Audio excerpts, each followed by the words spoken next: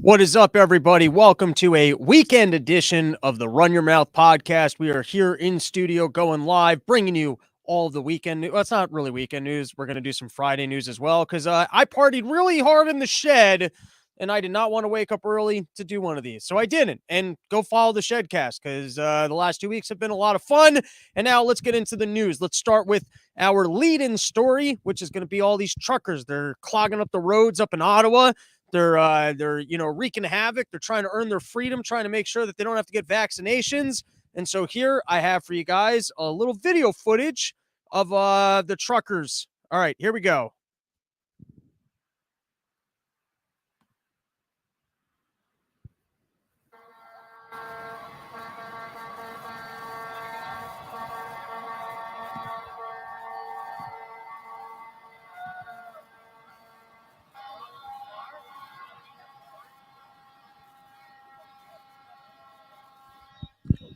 And I'm just going to be honest and say I had no idea that the truckers were this cool.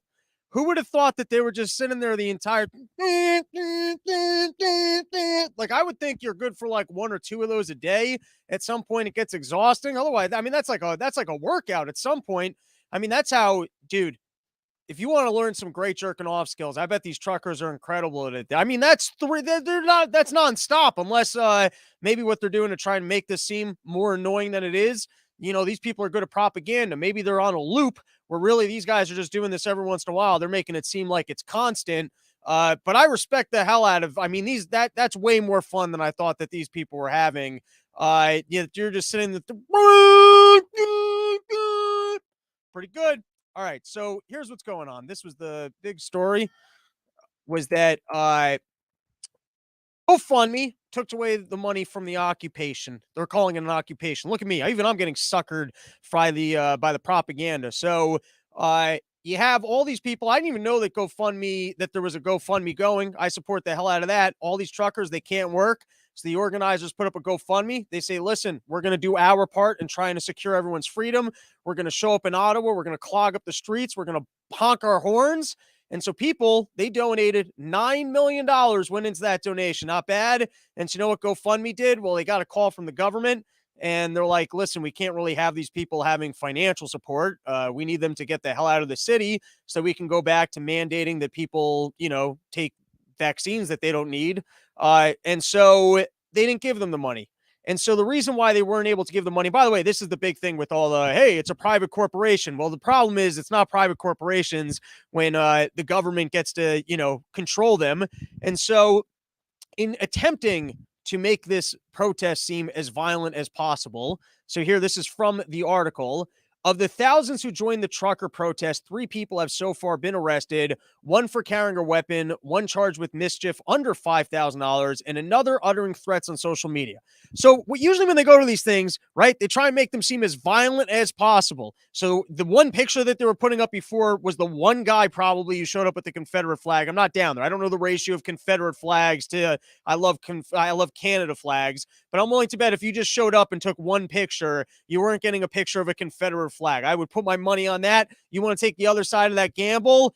I put up I don't know what's a reasonable amount of money that would make me get vaccinated so that I would show up to Canada, take one random picture just to earn your amount of money. Probably not going to happen. So dumb bet. But if someone else wants to go there, snap a random picture and put up the odds on that, I will be betting that it's not coming back with the Confederate flag. So they're trying to dress this up as being as violent as possible. And so what are their big claims? Of the thousands who joined, 3 people have been arrested. We don't even know what they've been arrested. One for carrying a weapon, one charged with mischief under $5,000. So we do know what they've been arrested for. It sounds like nothing. And another one for uttering threats on social media. How do you even get arrested for uttering threats on social media? My God, Canada really keeps the raps on these people. All right, here we go. So they claim this is why they took the money. We now have evidence from law enforcement that previously peaceful demonstrations has become an occupation with police reports of violence and other unlawful activity. And that doesn't even sound like a court of law. So that's all it takes is that the government calls you up and goes, oh, we've got reports, or like the one cop can just call you up and goes, hey, Like, where's the fucking evidence? What evidence do they have? Do they have to actually sit down with GoFundMe and go, hey, here's the evidence that the money that's coming in is going to like terrorists or something? Like, or do they just get to make one simple call, which we all understand that that's how it works, right? They don't want these truckers having financial support. So what do? They call them up and they say, hey, you got to shut this thing down. So here were the other claims of violence. Because once again, so first, what they did was they said no further funds will be directly distributed to the Freedom Convoy organizers. We'll work with the organizers to send all remaining funds to credible and established charities verified by GoFundMe. And that got my Jew scam brain going, where I was like, oh, perfect. So that if we want to get the money to the truckers, and basically the trucker association can't take the money directly, they just have to direct it to other charities.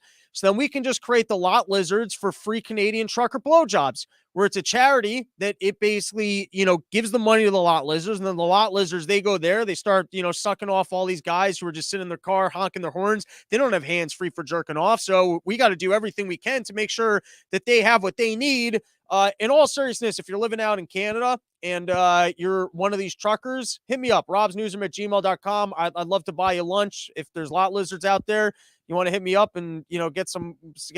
I'll support someone getting sucked off in their car. This is disgusting. I'm live on Facebook right now. My parents' friends, that's the problem with Facebook. You go to like Instagram, you go to your Twitter, you don't run into your parents' friends. You go to Facebook, it's nothing but your grandma and parents' friends. You got to be careful when you go live to Facebook. I might have to remove that from the list, but it's thus far not censored on Facebook. They've been cooler than YouTube thus far. Maybe just no one's reported me. Not that I'm giving anyone ideas. All right, let's move on. So that was originally what happened, was they said that they were going to take the money. They weren't even going to return it. And then people went way nuts on that. I mean, but truthfully, if you're supporting terrorism, I mean, if that is the viewpoint of GoFundMe, was that money was received that was going to go to violent terrorists, how do you give your money back to those people? Those people might figure out another way to get that money to the violent terrorists. So they should be keeping the money. You really standing by this GoFundMe or what?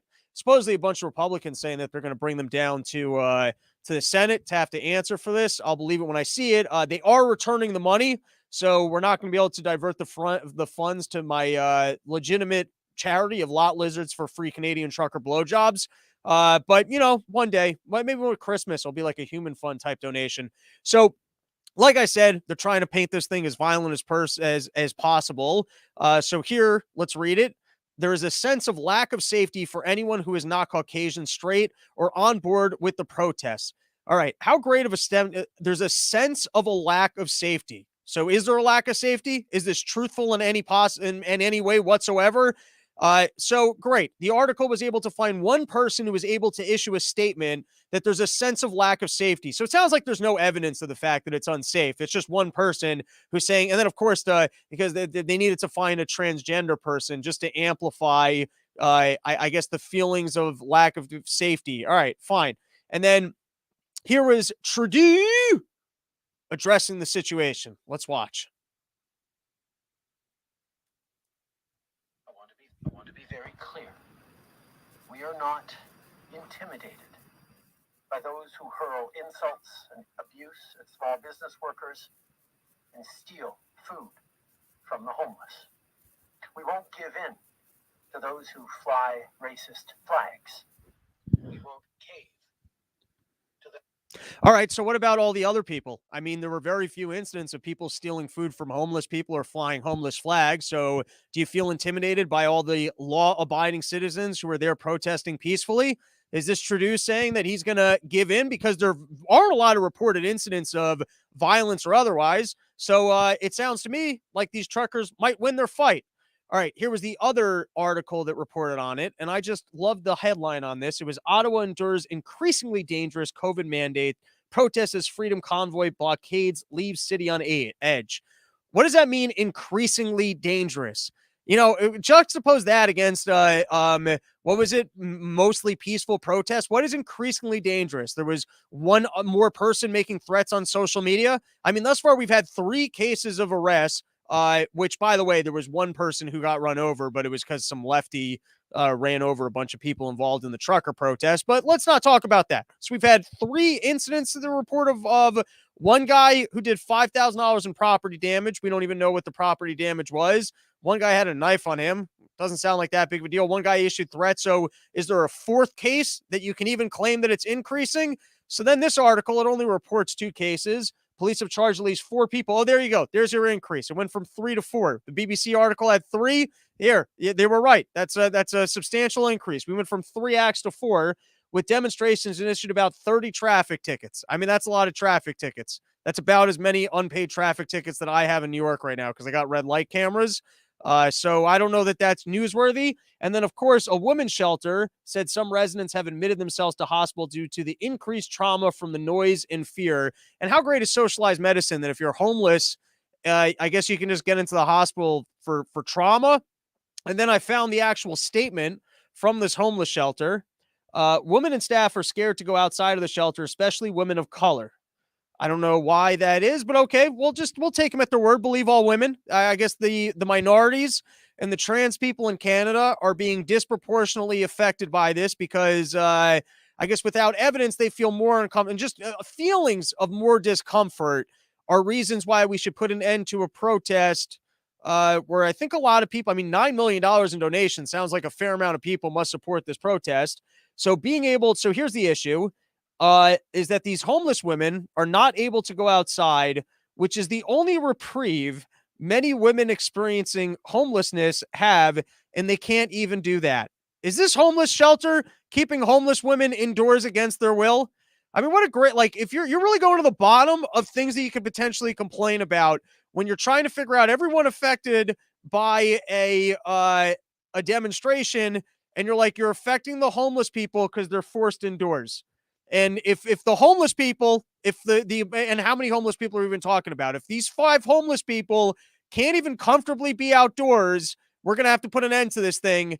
That's it. Everyone's got to go force vaccinations. There's 5 homeless people that are feeling uncomfortable, and we make all our decisions. By the way, homeless people in Canada must be way less resourceful than homeless people in New York. Homeless people in New York, that would be the thing to get the truckers to leave when they're like, man, these people are even more of a pain in the ass than we are. All right, let's go quickly to the comments. Let's see what we got here. Hold on one second. I got to remove this thing from the stream. Just go away. There we go. Someone's just letting us know that they're there. Fire. Hey, buddy, see buddy, when I'm playing videos and holding the mic to the thing, is it coming through somewhat clearly? Let me know. You might have to rewind a little bit to when the things were honking their horn, because I'm going to play more videos in a moment, and you're one of 3 people here that can tell me whether or not the sound is working. All right, let's get back into it.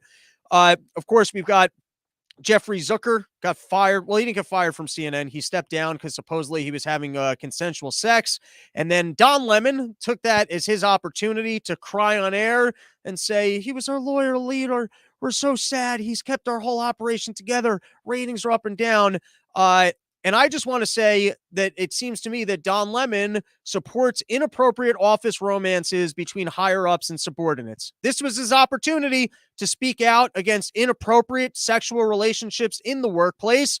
But no, he instead, he decided to turn his back on all women who have to deal with higher ups hitting on them at the workplace because it's a power thing. You know, if there's power involved, then it's no longer a consensual relationship. I think that's what I remember from the whole Louis C.K. thing. So maybe Don Lemon's got to do some deep thinking here, because he's not really getting the backs of women who have to deal. And by the way, every time a lady actually legitimately dates a boss, that legitimizes every other time some lady has to deal with getting hit on at work. They create a pathway by which you can point and go, well, look, they're actually dating and in love. So do women not want to be able to find love?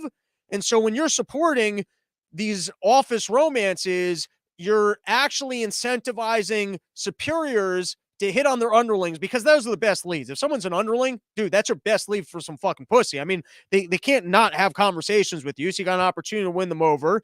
You're holding power. And so really, you never even know if it's consensual. And here Don Lemon is supporting this. Unbelievable.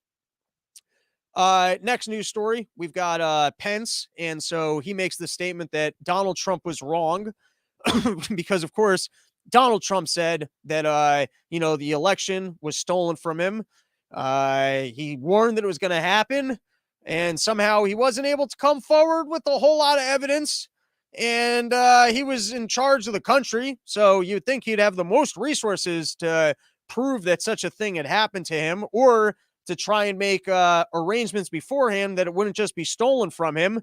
But, it just gets stolen from him. He doesn't quite have the evidence, and he tells Pence, hey, listen, when the thing comes and you're going to validate it, I'm telling you that this thing wasn't won legitimately, so you have to not validate it. And Pence didn't do that, and he was like, yeah, that's not lawful. It doesn't work that way. And so here was Trump responding to him.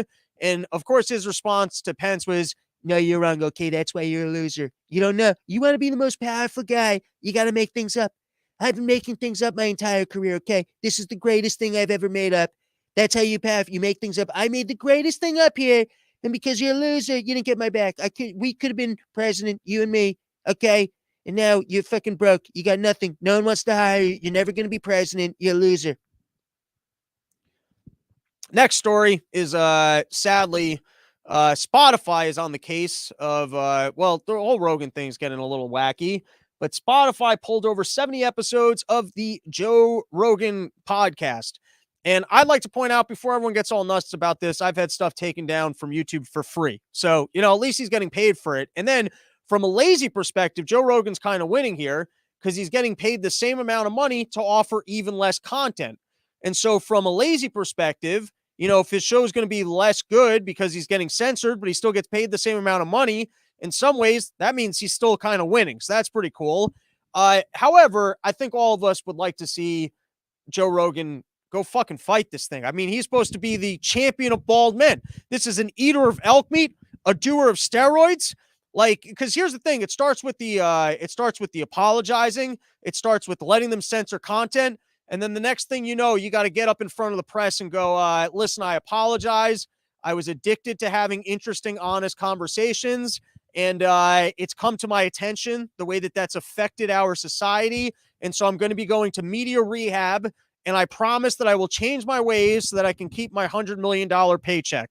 All right. One of the apologies they reported as being apology. It wasn't even an apology. And then the second one was about, there's a compilation about using the N-word, you're going to have to apologize. So that one's not a big deal. The fact that episodes are being censored, unless he turns around and goes, well, I didn't even like those episodes anyways, that one's not great. All right, what else we got here? This was maybe my favorite thing I've ever seen on the internet. So let's give it a quick watch.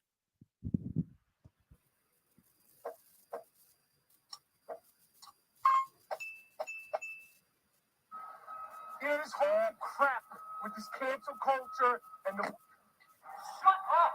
Shit! Shut the fuck up! Nobody wants to hear it, fucker. You've been talking all fucking week. You don't care what you have to say. Just stop talking. You got me right in my fucking head, asshole. Stop. Damn it. All right, so Michael Rappaport, he's outside. He decides he's going to do a little rant, and this is the lesson of this is why you need to be pathetic indoors. If you're going to yell at just about no amount of people on the internet about random topics, that's why you got to invest in a studio. You got to put up soundproof walls so that you're protected from the elements and that you can just be pathetic on your own terms. And now what's so sad about this is that he kind of plays a tough guy type character, and some guy throws a snowball. He's like, ouch, that hurts. You really hurt me. It's like literally if in the WWF, some guy's filming a fucking wrestling promo, and then some camera guy steps on his, oh, you stepped on my toe. That's not the toe I do steroids in, so that really hurt. Please don't, someone got to fire this fucking camera guy because he hurt my toe real bad. Anyways, I watched that like 9 times, so I share it with you in case you missed it or you're listening to the podcast version. Go YouTube Michael Rappaport Snowball. People are always saying that I look and sound like the guy, which I'm okay with, but you throw a snowball at me, I'll probably do the same thing, which is why I broadcast indoors. So, Michael, I pass this forward to you. Just be pathetic indoors. That's the better way to approach this. All right, next story. This one's great. I love this. So, I don't know who this guy is. Maybe like Fauci's got a boss and it's this guy, and that this guy's actually the head vampire. Like I thought Fauci was the head vampire, and then I thought that lady at the CDC was like kind of right behind him. But you got this dude with a mustache who he is Eric Lander, who's the I don't know. I think based on the headlines, he's like one of the head people at the Oval Office or in the administration for dealing with Corona, and he had to apologize for conduct. Apparently, he was creating a hostile work environment. Now, they didn't give us any. They didn't give us any idea.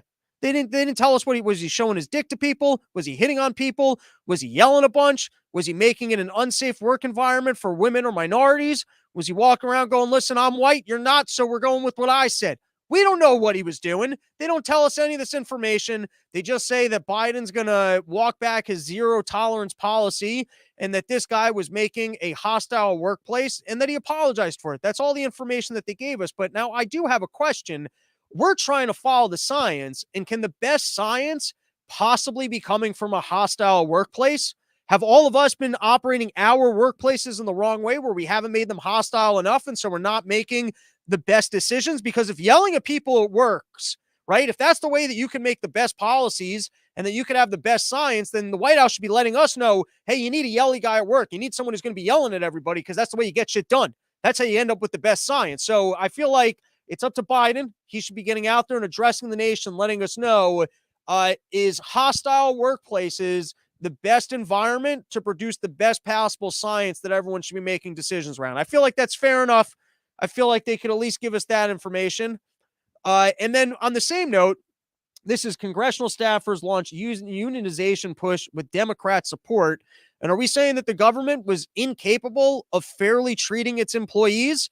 I mean, the government's supposed to be the most moral of institutions. And if we put them in power, they should be able to take care of us. But are their own employees unable to be properly cared for without having to be in a union? Here we go. Let's read a little piece. The public announcement comes amid a growing reckoning with poor conditions for congressional staff. Anonymous posts have flooded social media accounts dedicated to staff for voices, detailing horrific pay, long hours, and discrimination accusations. Some Hill employees say they have to rely on food stamps to survive in the pricey nation's capital. Look at that. Government can't even support its own workers, and yet they want more money from us, pretending that they can support us. They can't even support the people that are supposed to work for them. Now, here we go. We've got a statement from AOC, who said on Capitol Hill, interns are offered unpaid. Many staffers don't make a living wage, and lack of work protections can pave the way for unhealthy environments. And she feels so bad about this. She's going to give part of her salary to, no, she's volunteering our money. You know why? Because when she shows up to work and she gets to wear designer dresses and be rich, it's awkward being around other poor people. She doesn't like that. It's really weird when you got to show up to work. Who wants to be around poor people? So she's volunteering our money to make sure that she doesn't have to show up to an office with less fortunate people because they got bad attitudes. And when I show up to work, I want everyone to be all smiles because they get paid and don't really need to work. And then here was a statement from Nancy Pelosi, who said that staff have the right to organize their workplace and join together in a union if and when staffers choose to exercise that right, as long as they don't engage in insider trading in a way that gets in the way of Nancy's profits. They would have Speaker Pelosi's full support. So there you have it. Nancy, as long as you're not going to step on her business model, which is insider trading, she doesn't care if you guys get paid more. It doesn't really affect her. Now we've got the Beijing Olympics. You've already got reports of people just being snagged. Like you got reporters there and they're trying to report on it. And then they're just getting picked up by the CCP. Now the CCP, they issued a statement. They said he's already been safely returned to his home country with most of his organs. So, no one should be concerned about this. The guy's been returned home. I almost think maybe we've been sold to false bad goods with the CCP because they seem very polite to this guy. It's not like they just take him, shove him in a van, and throw him into a camp with a bunch of wiggers, Maybe those wiggers are being treated nicely because this guy, it almost seems respectful. It's like the guy doesn't use any kung fu on him. We know that the guy knows kung fu. He doesn't even look like he's in shape. He doesn't seem like he's that much of a badass. They don't really do anything that terrible. So maybe all the news we've seen on China is just pure propaganda. All right, now here, everything before this were the bullshit stories. This is the lead-in story to our primetime Sunday investigative piece. Maybe every weekend we'll do one big investigative piece, and we're about to do it. Before we do, why don't we take a second? We can plug our sponsors, Yo Kratom, home of the $6 kilo. You want to know how you can have the focused and time and energy to sit down and do deep dives like this? Well, if you're over the age of 21, you take yourself some Yo Kratos and you can sit there. You can read through all the news, but you're not going to be able to sit in a chair and read through news unless your balls are properly in place, secure. Otherwise, you just sit there, itch. So go to sheathunderwear.com. Use promo code RYM. You get 20% off. And then you're nuts. They're firmly supported. Your dick's in a dick hole. You're not even thinking about going out and getting laid because it's already warm and supported. And then you can sit there and you can do investigative pieces. So I know you guys don't even know who Emily Raskin is. You're like, what the fuck's this guy talking about? Who's this fucking Emily Raskin person? And I like to define all women by the man that they're married to. So she's the wife of this dude. Now, you might not remember this dude. He was a big voice in the Senate when they when they impeached Donald Trump, right? And first is I have a disdain for people with a full head of hair that just mock bald men by wasting their hair with the ugliest of all looks. I feel like they're mocking me. God gave you a gift of beautiful hair, and you could be showcasing beautiful hair, but instead, this guy, like in barbers when you show up and you like pick out the picture of what you want to look like. This guy, it looks like he showed up and he's like, can you make me look more like a sewer rat? And that's just one of his hair looks. Here, let's look at some other styles he's rocked. This is the Junior Pippi long stocking. This is like the Piachet pube thing, which I feel like that's almost solidarity for bald men, where you're like, listen, I'm going to make it look like I glued on pubes too, so you don't have to feel bad about yourself for being follically challenged. And here he is. This is when he was leading the charge of the Democrats when they were impeaching Donald Trump. They were going all nuts where they're like, hey, remember when Donald Trump was the worst guy ever because he got away with working with the Russians because we prefer a president who's going to pretend like we're going to go to war with the Russians. So she's married to this guy. Makes me think that they're like some ultra leftist Jew power couple. And just to put a little bit of perspective on this, I remember last year, maybe it was 2 years ago at this point, Trump wanted to get someone on the Federal Reserve that was talking about the gold standard. And I thought that was interesting. I was like, oh, wow, that's pretty cool. Didn't even get off the page. Like, it just didn't happen. People were like, no way in hell. So let's understand that you can have opinions, point of view. And it was interesting because she was a lady. The only way you get anyone anywhere in a position is you got to find yourself a lady. So Trump found himself a lady and has opinions that, are not mainstream, instantly gets canned. Does not get off the page from what I remember. So this Raskin lady, the reason why people are making such an uproar about her potential nomination is that there was an op-ed piece in the New York Times. Why is the Fed spending so much money on a dying industry? And I selected all sorts of things. The key quotes, I'm too lazy to read them. So we're just going to read the last one. The decision to bring oil and gas into the Fed's investment portfolio not only misdirects limited recovery resources, but also sends a false price signal to investors about where capital needs to be allocated. It increases the likelihood that investors will be stuck with stranded oil and gas assets that society no longer needs. Okay, so remember, I don't know if you guys do remember, but there was a giant Wall Street bailout which happened just at the beginning of the coronavirus. It was shady as all hell because they were already basically bailing out Wall Street when it came to everything going on with the repo market. And then all of a sudden, when they gave us checks, they gave a shit ton of money over to the big banks. And now she's saying, all right, if we're going to give money over to the big banks, let's give them the money, but let's make sure that it's not going to oil and gas. So one, I mean, this is pure fucking socialism where it goes, hey, we're going to have money, but only for certain things, right? We're going to make top-down decisions. We're not going to let the market decide. We're going to make decisions that we need money going into things like windmills and whatever. All right, fine. So she's a socialist. She wants to use the Fed in order to further economic policies that are essentially socialism. But then she also is clearly dumb. Let's go with dumb, because she seems to think that we're like that green energy will actually work and that investments in fossil fuel are a waste, because this lady, if you listen to her, she would have us all starve to death. She does not understand. So in other words, she knows, by the way, she's being dramatic. She knows that we can't just get off of fossil fuels tomorrow. She knows that giving money to the fossil fuels as a bailout is not any worse of a use of our capital than any of the other dumb places that this thing is going. Also, the fact, and this is going to become ridiculous because as it is, the Federal Reserve does exist with favoritism because it gives money to the banking industry. So to pretend like the Federal Reserve is not making decisions about the allocation of capital and picking one industry, no, it gives money to the banking industry. It literally has chosen the banking industry. That is an industry, and it's decided to backdrop every bank so that they can counterfeit money on end. Like, don't pretend like there's no favoritism from the Fed. The very existence of the Fed is a favoritism to the big banks. And then also her fucking talking about price signals. All right, if we're concerned about price signals in the market, how about the Fed stops manipulating the interest rate or choosing the interest rate? Yes, I agree with you. We need better price signals so that the society understands where to better divert its resources. And the very existence of the Fed is fucking that up. All right, let's continue. Let's read a little bit more here. All right.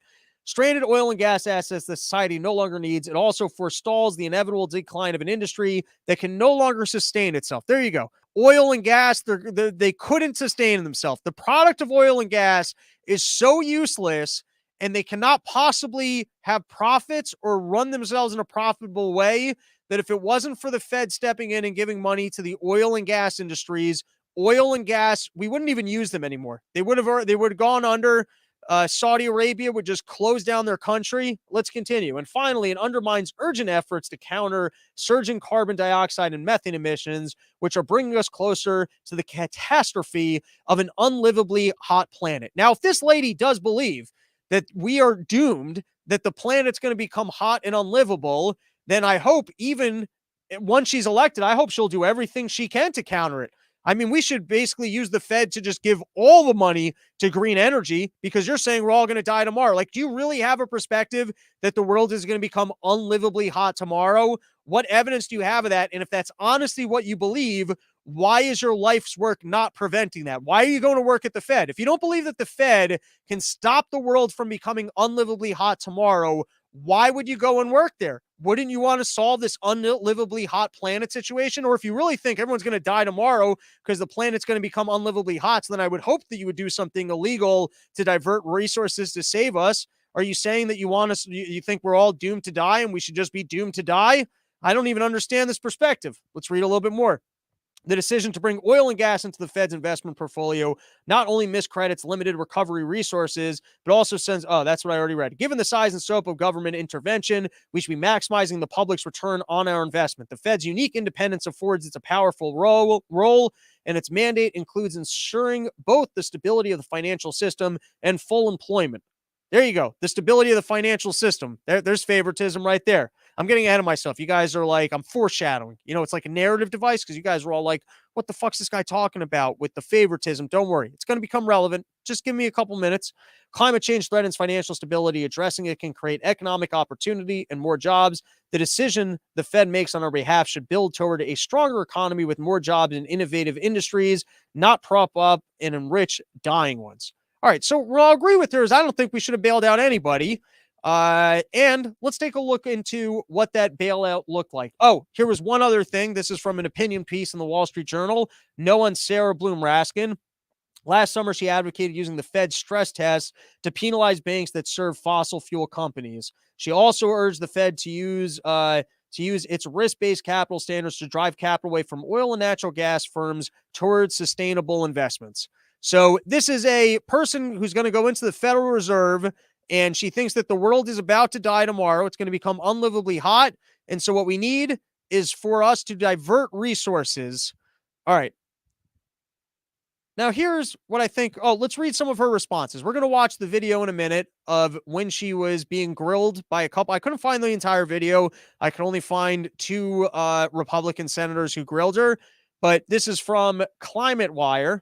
And let's read a little bit of how she responded when people were saying, hey, it seems to us like you're looking to politicize the Fed and that we can't put you in there because you're making decisions that nobody voted on. And the Fed should not be making decisions about where capital is being allocated. So here's what she said. It's that banks choose their borrowers, not the Fed. As such, it's not the role of the central bank to pick winners and losers among different sectors. So let's take a step back. One, they already do that because they pick the banking sector every time that they give money to banks. They've literally picked the banking sectors. I mean, they're owned by the big banks, and they're there so that they can counterfeit money and that they can never go insolvent. And every time that there's an issue, they bail them out. Okay, fine. Then she says it's not the role of the central bank to pick winners and losers among different sectors. I mean, there's going to be, I can't, off the top of my head, I can't think of it, but there's more examples of them literally. I mean, they pick winners and losers. That's what they do. They give money to certain industries And then other industries, they don't. The last time around, they basically bailed out BlackRock, which we're going to look at in a second, when they gave them funds to buy high yield bonds. High yield bonds are just junk bonds. That's a different name for junk bonds. All right, let's continue. Second, she said financial regulation must be collaborative. And third, financial regulation is constrained by laws that confine the Fed's work to monetary policy and financial regulation.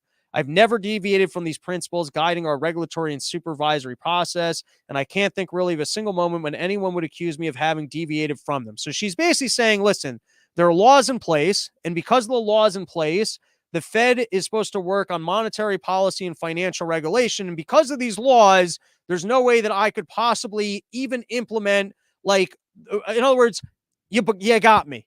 I would like to implement something where we save the world because I think it's imminently going to die.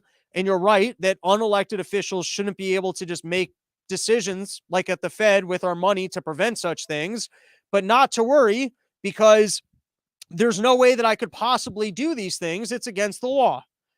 But now, BlackRock, here's what's interesting. So, one, they were the biggest beneficiary in the last time the bailout came around. Why? Because all the SPV money, special purpose vehicle, was given to them. As you're going to see in a second, the Fed is not allowed to just go and give money to buy bonds. They had to create a special purpose vehicle to do that. But before we get there, so there's also a way that you can rig the system in that she's basically saying it's a two-step process. All the Fed does is it gives money to the banks, and then we don't pick winners and losers, except you're giving it to a bank and you get to decide what bank you're giving it to. So in this past case, when they did a bailout, they gave the money to BlackRock, right? Now, what's the issue with giving the money to BlackRock? Is BlackRock, they're the ESG people. And so what are the ESG people doing? You can see it right here. This is from the New York Times. Exxon's board defeats signals the rise of good social good activists. Essentially, and from what I remember, this was more just BlackRock's doing.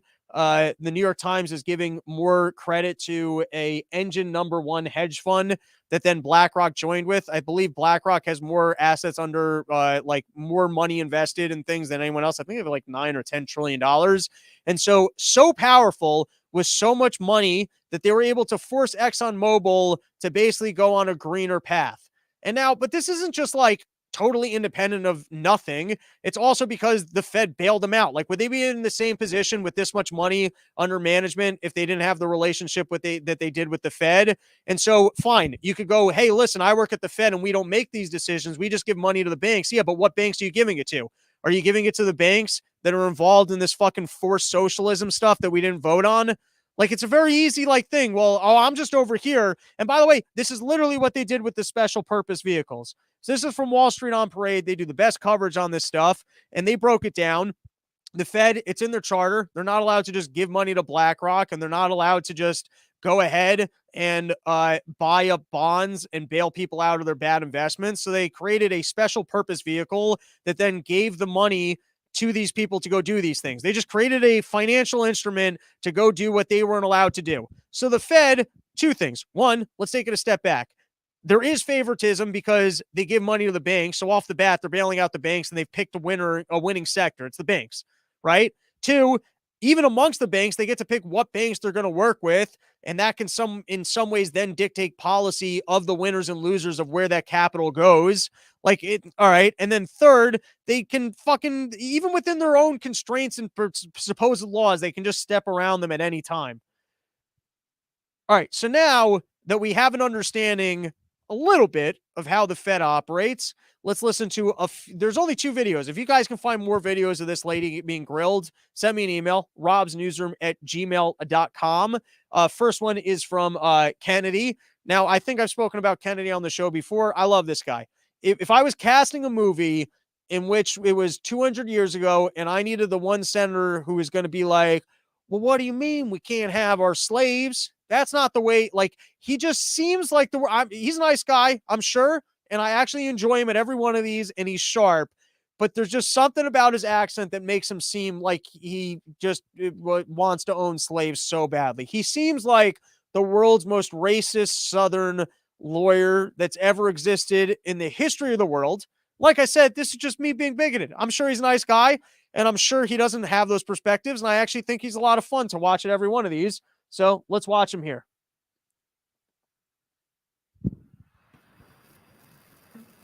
I mean, did you mean it? You said it. Here it is. Biggest Dallas. I read the op-ed.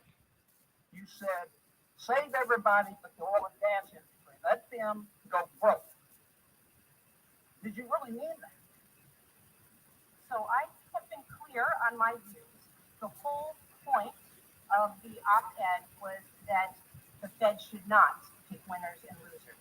Except for oil and gas. You said they ought to be allowed to go broke. The Fed should not pick or favor any sector at all. Then why did you say it? The Fed is not in the business of choosing winners and Then losers. why did you recommend to them that they let oil and gas go broke? I did not recommend. Yes, ma'am. I read the op-ed. There it is. It's. I'm not going to quote it to you, but Senator Tilney pointed out. Why did you mean it? Senator Kennedy, I want you to understand the role of the proper role of the Federal Reserve. The Federal Reserve should not be choosing winners and losers. Yes, but so you disagree with the editorial? The editorial was one that I wrote, and I wrote it in the context of the Federal Reserve's emergency lending facility.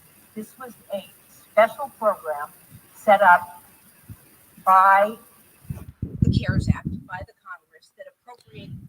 So you got to pause here.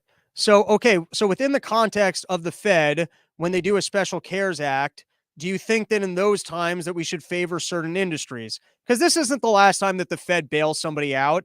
Like, that's probably, by the way, if you look at when the Fed hands monies to people, I'm sure it's astronomical amount of money just when we do these bailouts. Like, I'm sure we didn't give a lot of money over to, like, in the last, when we bailed out Goldman Sachs and through AIG the last time, how often are we giving money over to insurance companies? Well, once every 20 years, but when we do it, it's a giant sum of money. So she's playing a little fucking trickery here. Well, she goes, well, that's not the role of the Fed. I was just saying it but in the instances when they do that, firstly, they shouldn't be doing it whatsoever. It should not exist. If, however, when the government decides that they are going to bail out industries, we're going to pick which industries they do and don't bail out. And especially, we're not going to bail out ones that well, I don't really think any of these industries need a bailout. And if we are bailing them out, let them fucking fold.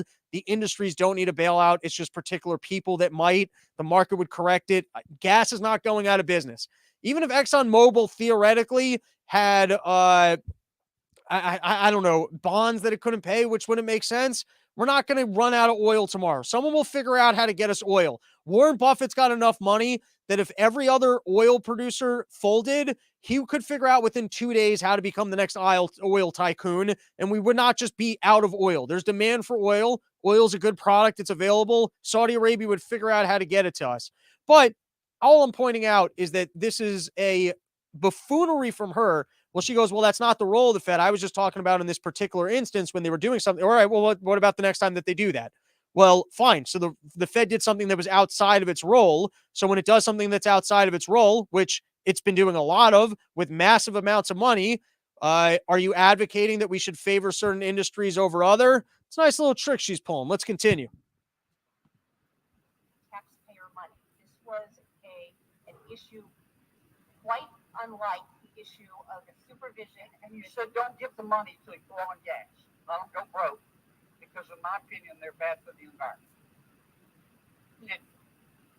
I want you to understand the context for that article. That article had to do with, and did not have to do with supervision and regulation. No, because you said it, you ought to own it. Okay, you ought to own it. Sorry? You said it, you ought to own what you said. I respect you more if you did. Let me move on to this business of allocating capital. Look, this is America.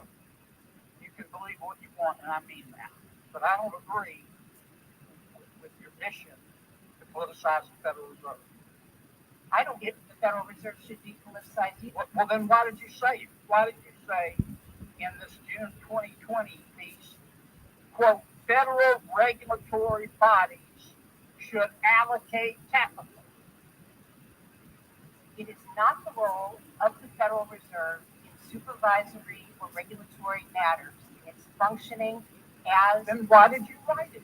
It was written in a context, Senator, that had to do with emergency lending. It did not have to do with the context of supervision. I mean, and I feel strongly about charter schools. All right. So once again, the follow-up question he misses is, so what about the next time we do emergency lending? If we're in an emergency, according to your definition, and you think that we have to engage in lending, do you think that we should let some industries that are crucial for our survival collapse while other industries, such as green windmills and whatever? And by the way, let's define fucking emergency. You want to go read David Stockman's book. It's one of the best chapters of any book I've ever read, where he talks about in the last bailout when they tried to pretend like the entire banking system was going to fold. It wasn't. They were bailing out AIG's profits. Look at the emergency like everything they've done when it comes to fucking Corona. Has it been an emergency in the way that they've needed to take away our freedoms and send people checks in the mail and institute socialism? Who gets to define emergency? So the next time that there's a supposed emergency and the Fed is going to give out money within that context, would you stand by your words? Okay, well, then you shouldn't have this job. And also, it showcases the fact that you're trying to figure out what you can do to implement socialism, because as you've said, you seem to think that the world is going to die tomorrow. That's the question I would ask you. Do you think that the world's going to end if we don't intervene? Then what are you going to do to stop it? Well, what do you mean you're not going to do anything? You think the world's about to end. All right, let's watch one more video, and then I think I've yelled enough for one day.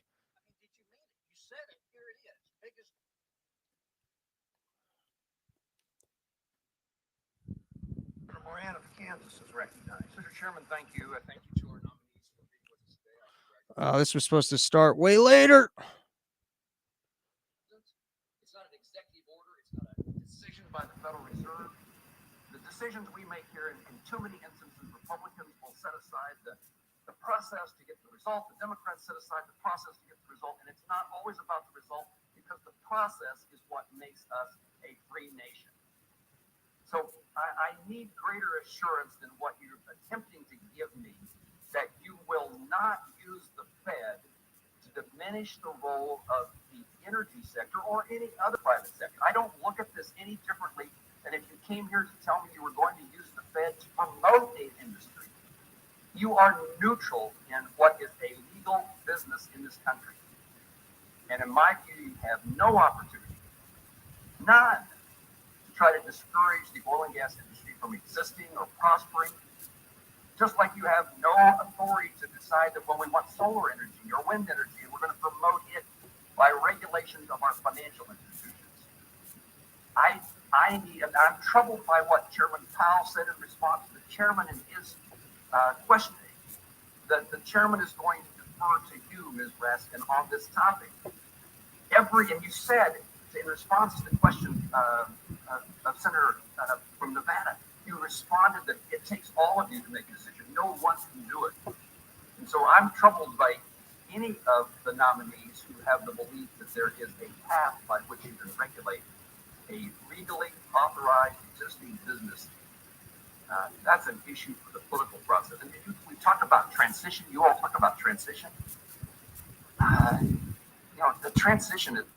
I'm going to fast forward a little bit. I mean, that if you want to go watch this entire thing, he does bring up, or he articulates very well, the issue of people at the Fed as opposed to a different process making decisions about where capital gets allocated, which is essentially, as I've said, we're taking socialist values and we're implementing them without people wanting it or voting on it.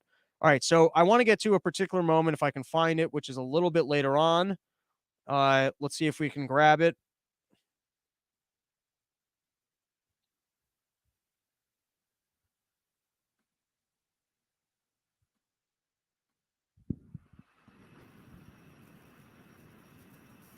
The transition is societal shifts.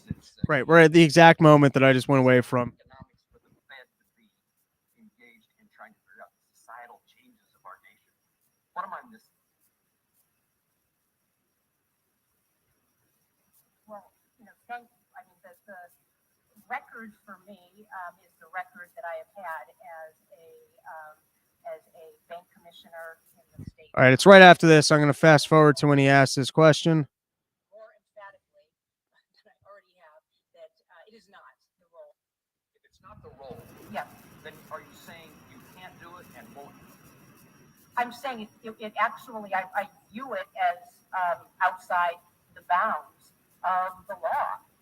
The Federal Reserve was set up by Congress and with particular mandates. And as a lawyer, I live within those mandates.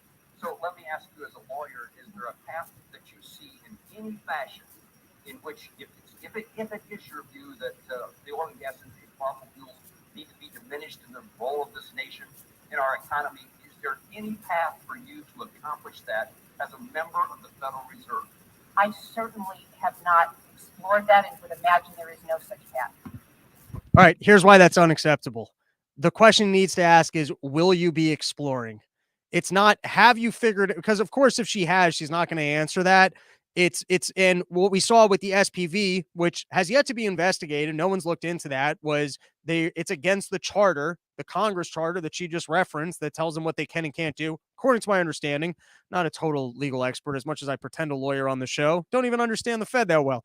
But they're not allowed to buy bonds. So they created a special purpose vehicle. They managed to just skirt that law. How many other laws are they skirting on a daily basis? I could go read more of the Wall Street on Parade. I'm sure they're breaking a whole bunch of laws. So the question is not, do you currently, do you actually think that the climate's going to end tomorrow? Do you think that the government needs to do more about global warming? And while you're at the Fed, are you promising us that you will do nothing to use the Fed to possibly favor green energy and other industries over oil and gas?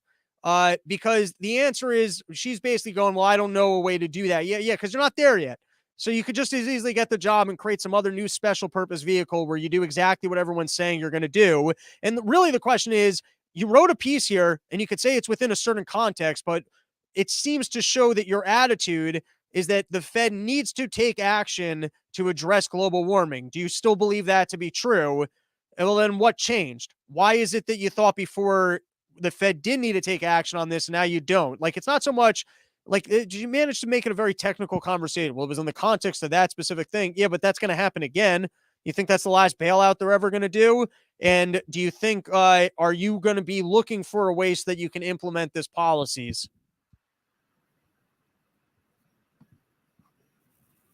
I wish you could say that more firmly, that there is not a path and one that you cannot, there's nothing you can pursue.